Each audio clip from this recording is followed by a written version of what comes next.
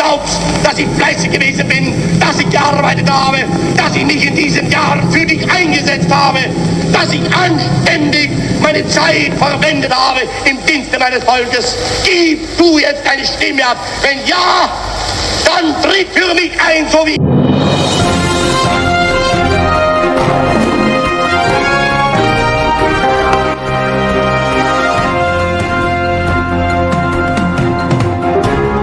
नमस्कार प्रिय दूरदर्शकों, आप देख रहे हैं द वंचित सरोकार।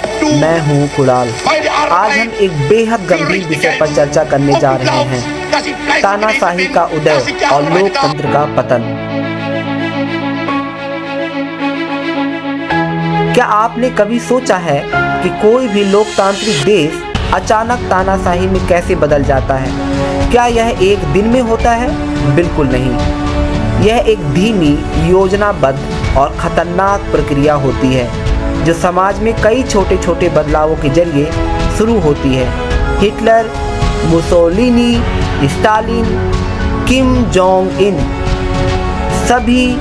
सभी तानाशाहों की सत्ता की कहानी एक जैसी। जो भी उसमें लोग थे उनके द्वारा की गई प्रशासन के साथ, हम लोगों के साथ, स्वयं हमारे साथ जो है धक्का मुक्की की गई, फिर भी हम लोग जो है अभ्यर्थियों के साथ खड़े थे, उनको समझा रहे थे। आखिरी में जो है मजबूर होकर हम लोगों के द्वारा वाटर कैनन का यूज किया गया, उसमें भी हमने स्वयं बीच में आकर जो है लोगों को उठाया गया, परंतु वो लोग जो है नहीं हटे। अब जो है हम इसको खाली करवा दें।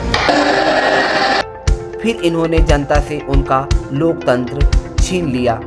आज हम इतिहास से सीखते हुए यह समझने की कोशिश करेंगे कि कोई भी देश लोकतंत्र से तानाशाही की ओर कैसे बढ़ता है और क्या भारत समेत अन्य देशों में भी हमें ऐसे संकेत को देखने को मिल सकते हैं। झूठ बोलने वाला व्यक्ति, इन्होंने जिस तरह से जनता को ठगा है, इनसे हम कहते हैं हमें रोजगार दो। ये हिंदुस्तान पाकिस्तान की बात करते हैं, चाहे मोदी जी हो, चाहे योगी जी हो, चाहे अमित शाह हो, इन्होंने मुल्क को बर्बाद कर दिया। ये जनता इन्हें दौड़ा दौड़ा के मारने का काम करेगी। मैं किसी की आवाज उठाती हूँ या मेरी बहनें उठानी चाहती हैं तो इन सब पे केस हो जाते हैं। हमें ये बोल दिया जाता है कि आपको 14 दिन के लिए अंदर कर देंगे, आपको 8 दिन के लिए अंदर कर देंगे, जिससे कि हम सारी बहनें दब जाएं। नारी शक्ति अभियान चला रखा है योगी जी ने, पर नारी की शक्ति को ही दबाया जा रहा है। खुश नहीं है जनता यहाँ की सरकार से। हम लोग भाजपा से बिल्कुल त्रस्त हो चुके हैं। अब हमें बदलाव चाहिए। आज अगर बेरोजगार देखो, महंगाई देखो और अन्याय देखो, आज महिला के ऊपर कितना अन्याय हो रहा है, किसान के साथ कितना अन्याय हो रहा है। ऑलरेडी किसान के काले दिन कानून लाकर किसानों को घर भी बना दिया गया है, किसानी की फसल लूटी। और क्या भारत समेत अन्य देशों में भी हमें ऐसे संकेत देखने को मिल रहे हैं? तो आइए इस महत्वपूर्ण विश्लेषण की शुरुआत करते हैं।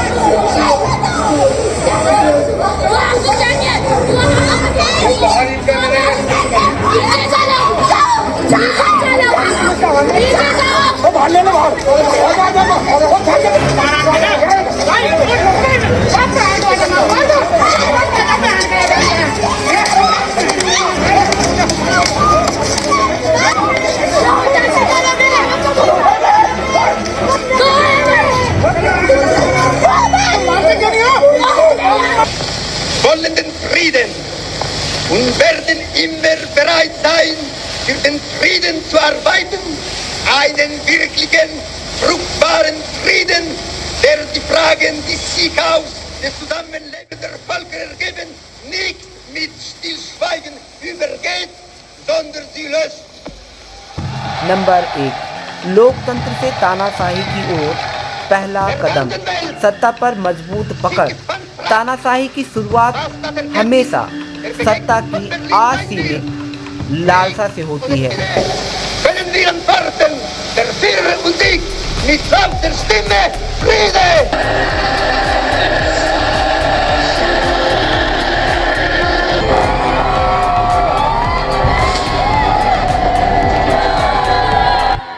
हिटलर ने 1933 में लोकतांत्रिक तरीके से चुनाव जीता, लेकिन सत्ता में आते ही उसने संविधान में संशोधन कर अपनी शक्ति को निरंकुश बना लिया।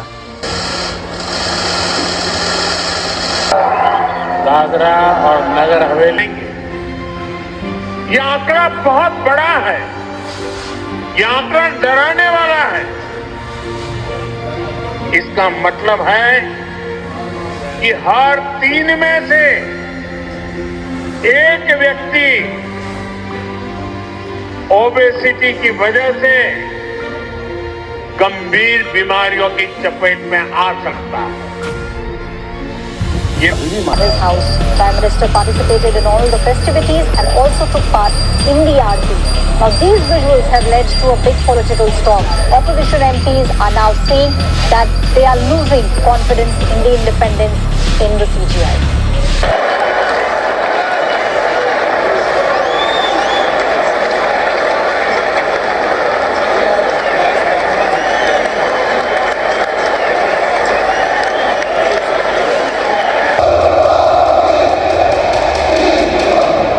किम जोंग उन की बात अच्छी तरह से जानते हैं कि लंबे समय तक जनता को वो ये सब चीजें नहीं दे पाएंगे। Frustrated and angry. इसी तरह कई अन्य देशों में भी निर्वाचित नेताओं ने धीरे धीरे संवैधानिक संस्थाओं को कमजोर कर दिया। अगर आज के दौर में विधायिका यानी पार्लियामेंट कमजोर की जा रही हो, न्यायपालिका जुडिशरी पर दबाव डाला जा रहा हो, स्वतंत्र प्रेस मीडिया को नियंत्रित किया जा रहा हो, तो यह लोकतंत्र के लिए खतरे की घंटी हो सकती है। नंबर 2, जनता को विभाजित करना और डर का माहौल बनाना। हर तानाशाही यह जानता है कि अगर लोग एकजुट रहेंगे तो उसे कभी सत्ता पर पूरी पकड़ नहीं मिलेगी। इसलिए वे समाज में विभाजन पैदा करते हैं, धर्म, जाति, भाषा और क्षेत्र के आधार पर।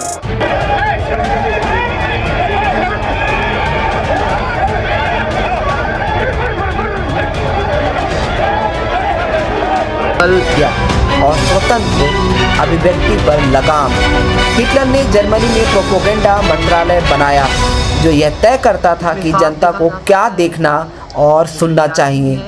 अगर आज पत्रकारों पर हमले हो रहे हैं, असहमति जताने वालों को दबाया जा रहा है, सोशल मीडिया और इंटरनेट किया, लेकिन ये क्या, पुलिस लाठियों से स्वागत कर रही है उनका। सिर्फ न्याय के बदले उनको लाठियां डंडा बरसाया जा रहा है उनके ऊपर बर्बरता तरीके से। क्या यही लोकतंत्र की सुंदरता?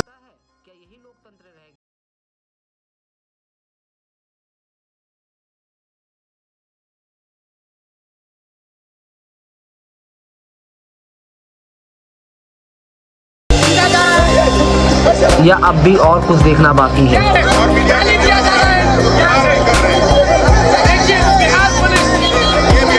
पर पाबंदी लगाई जा रही है तो हमें सतर्क हो जाना चाहिए। नंबर 4, चुनावी तानाशाही की ओर बढ़ते किसी भी देश में चुनाव केवल एक औपचारिकता बनकर रह जाते हैं।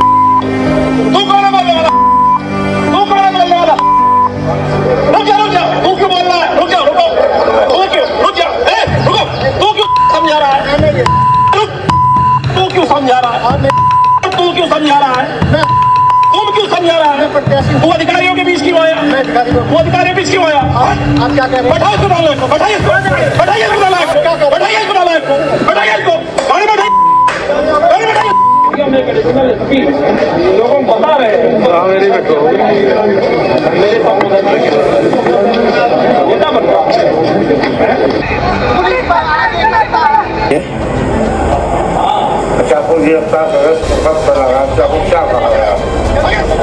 मुझे इन्होंने करीब 14 घंटे नज़रबंद रखा गया और मेरे साथ अमर्यादित भाषा का प्रयोग किया गया। इसलिए मेरी हाथ हुआ हूँ मैं, और मैं चाहूँगा विपक्ष को कमजोर करना। योगी आदित्यनाथ जी ऐसे अधिकारी के खिलाफ कार्रवाई करने का काम करेंगे। आपके बच्चों आपको पता है, आपके परिवार को? हमारे बच्चों को कोई जानकारी नहीं थी। उन्होंने मुझे तलाश करने का काफ़ी प्रयास किया।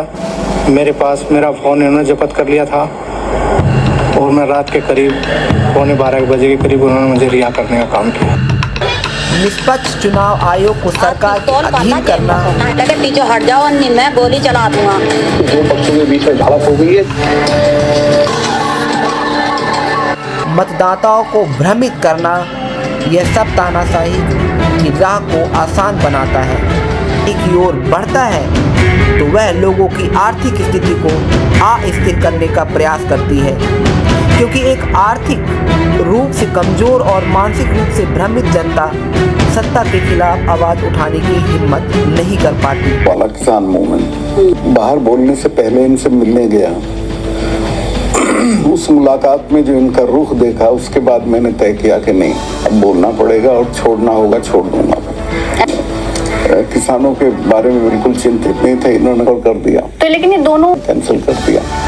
अब आप कुछ चाहते हो तो मुझे हटा के किसी दूसरे को लगा दीजिए, मैं तो करूंगा नहीं। तो उन्होंने कहा नहीं, करप्शन पे कोई कॉम्प्रोमाइज लगा कि इस पे जांच करेंगे, इसलिए इस्तीफा देने का कोई कारण नहीं था। तख्ती की थी, मैंने उसको रेज कर दिया, इनको बता दिया, इनको करना चाहिए था। इस्तीफा तो इन लोगों को देना चाहिए था जो उसमें जिम्मेवार थे, मुझे क्यों देना चाहिए था। इसी तरह किसानों वाले में शुरू दिन से जब इन्होंने मुझे दिखा कि किसानों को इग्नोर कर रहे हैं, वो लोग मर रहे हैं, ये कुछ नहीं बोल रहे हैं, तभी मैंने उठा दिया था। और कहीं लूट नहीं था, इसमें था, वीपी सिंह जी के साथ था। फिर उस वक्त यूनिटी नहीं हो पा रही थी, तो उन्होंने एक फॉर्मूला दिया था 1 वर्सेस 1, एक उम्मीदवार के सामने एक उम्मीदवार। तो क्या 2024 में वो नहीं काम करेंगे? नहीं होगा। अब मैंने जितना देखा है वो नहीं होगा। लोग खेल को समझ गए हैं और लोग जो इश्यूज हैं, बेरोजगारी है, महंगाई है, इसमें त्राही है इस वक्त देश में। आरएसएस कनेक्शन की वजह से जो प्रिंसिपल नहीं हो सकते, लेकिन जो आरएसएस का कोर सेंट्रल था वो है, समझिए आरएसएस के जो इम्पोर्टेंट लोग हैं, भागवत जी एंड अदर्स, वो खुश नहीं है इनकी, प्रोबेबली इनकी एरोगेंस से। था लेकिन मैं चरण सिंह जी के साथ रहा हूँ और चौधरी चरण सिंह ये कहते थे कि अपने वर्गों के सवाल जब हों तो उनको समझौता मत करना, चाहे जो चीज़ छोड़नी हो। और मैं इसको पब्लिकली कहता था, मुझे जिस दिन कहेंगे मैं इस्तीफा दे दूंगा। बयान का सवाल नहीं है, इशू कितना इम्पोर्टेंट था। जैसे पुलवामा आज तक देश के लोगों की निगाह में एक बड़ा रहस्य है कि क्या हुआ था।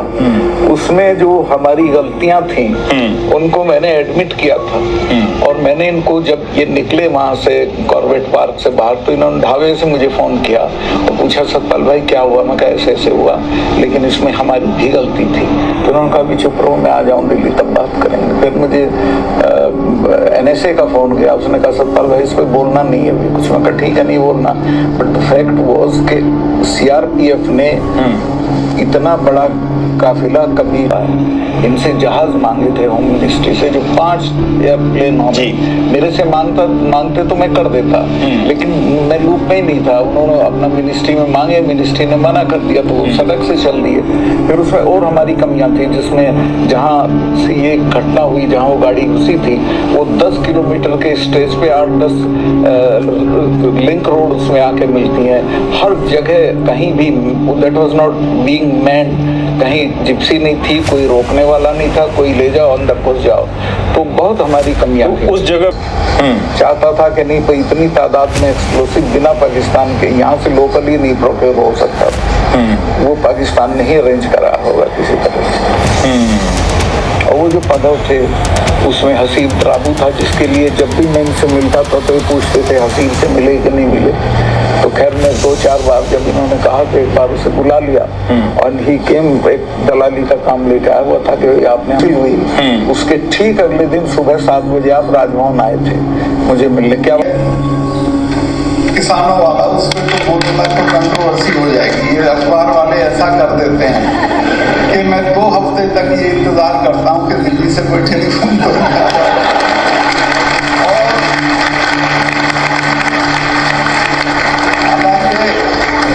गवर्नर को हटाया नहीं जा सकता, फिर भी जो मेरे शुभ चिंतक हैं वो इस तलाश में रहते हैं कि ये कुछ बोले और ये हटे। ये इच्छा के विरुद्ध बोल रहा हूँ, तो ये तो मैं जान के बोल ही रहा हूँ कि उनको दिक्कत होगी। वो जिस दिन मुझे कह देंगे कि हमें दिक्कत है छोड़ दो, मैं 1 भी मिनट नहीं लगाऊंगा। अगर आज बेरोजगारी बढ़ रही है महंगाई बढ़ रही है, जनता को सिर्फ अतीत के गौरव की कहानियों में उलझाकर वर्तमान की समस्याओं से दूर रखा जा रहा है, तो यह लोकतंत्र के कमजोर होने का संकेत हो सकता है। निष्कर्ष, क्या हम सतर्क हैं? वे इसे दोहराने के लिए मजबूत हो जाते हैं। इसलिए हमें आज ये देखना होगा कि हम किस दिशा में जा रहे हैं। क्या हम अपनी स्वतंत्रता और अधिकारों की रक्षा कर पा रहे हैं, या हम धीरे धीरे उस दलदल में धंस रहे हैं जहां से निकलना नामुमकिन हो जाएगा। लोकतंत्र की रक्षा सिर्फ नेता नहीं, जनता करती है। इसलिए सवाल पूछना, तर्क करना और सच के साथ खड़ा होना ही हमारा सबसे बड़ा हथियार है। धन्यवाद। जय हिंद।